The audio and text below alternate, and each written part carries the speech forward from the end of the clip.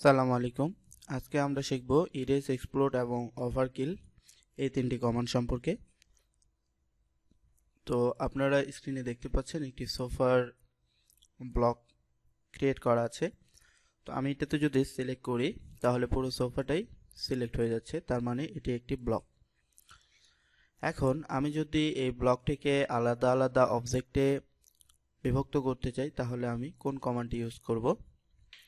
এখন আমি যদি এক্সপ্লোড যে কমান্ডটি আছে, এই এক্সপ্লোড কমান্ডটি আপনি পাবেন মডিফাইয়ের একবারে ডান কর্নারে। এখান থেকে আমি যদি এক্সপ্লোড কমান্ডটি অ্যাক্টিভ করার পরে সিলেক্ট অবজেক্টটি সিলেক্ট করে সিম্পলি আমি প্রেস করব এন্টার, তাহলে আমার যেই সোফাটি ব্লক আকারে ছিল সেটি কিন্তু ইন্ডিভিজুয়ালি আলাদা আলাদা অবজেক্টে পরিণত হয়ে গেল। দেখুন, এগুলো সবগুলোই আলাদা আলাদা অবজেক্ট হয়ে গেল। তো এটা ছিল হচ্ছে এক্সপ্লোড। এরপরে আমি যদি এখানে দেখাই, ক্লিক করি, তাহলে এটা পুরোটা একটা রেক্টেঙ্গেল। এই রেক্টেঙ্গেলটাকে আমি যদি এখন এক্সপ্লোড করতে চাই তাহলে কি করব? তাহলে আমি এক্সপ্লোড কমান্ডটি অ্যাক্টিভ করব, সিলেক্ট অবজেক্ট। তো আমি রেক্টেঙ্গেলটি সিলেক্ট করব, সিলেক্ট করার পরে এন্টার প্রেস করব, তাহলে আমার এই রেক্টেঙ্গেলটি আলাদা আলাদা লাইনে বিভক্ত হয়ে যাবে। এটা ছিল এক্সপ্লোড। তো আমি কন্ট্রোল জেড দিয়ে ফিরে আসি। সরি, এটাকে আমি যদি আবার ব্লক করে ফেলি, বি এন্টার,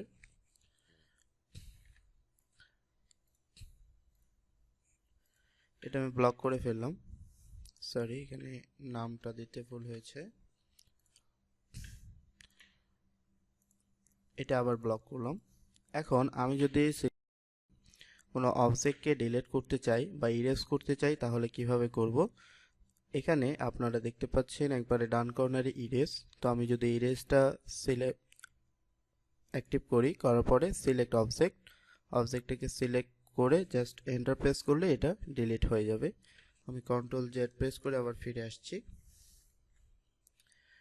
সিম্পলি এখানেও আপনি যদি এভাবে সিলেক্ট করেন, অবজেক্টটাকে সিলেক্ট করে জাস্ট ইরেজে ক্লিক করেন, তাহলে এটা ইরেজ হয়ে যাবে। অথবা আপনি আরও একভাবে করতে পারেন।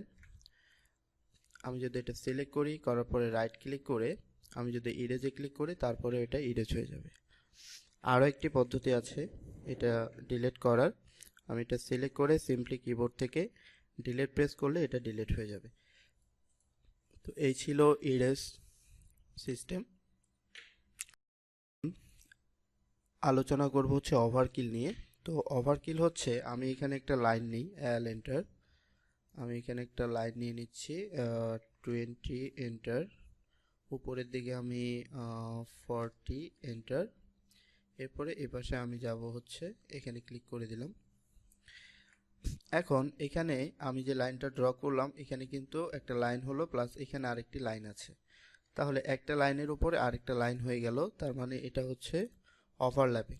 তো এই ওভারল্যাপিংটা আপনি কিভাবে রিমুভ করবেন অটোক্যাডে একটি কমান্ডের সাহায্যে সে বিষয়টি আমরা শিখব। তো আমরা যাব হচ্ছে মডিফাইয়ের এই ড্রপ ফ্লাইআউটে যাওয়ার পরে এখানে আপনারা দেখতে পাবেন ডিলিট ডুপ্লিকেট অবজেক্টস, এটা হচ্ছে ওভারকিল সিলেক্ট করলাম, করার পরে সিলেক্ট অবজেক্ট, পুরো অবজেক্টটাই সিলেক্ট করার পরে জাস্ট সিম্পলি যদি আমি এন্টার প্রেস করি পপ আপ শো করবে। এখান থেকে আপনি কোনো কিছু চেঞ্জ করবেন না, সিম্পলি আপনি ওকে ক্লিক করবেন। আমি ওকে ক্লিক করে দিলাম। এখন আমি যদি এটার উপরে ক্লিক করি তাহলে এখানে কিন্তু আর এই ওভারল্যাপিং যে লাইনটি ছিল সেই লাইনটি কিন্তু এখন শো করছে না। তো এই ছিল ইরেজ, এক্সপ্লোড এবং ওভারকিল।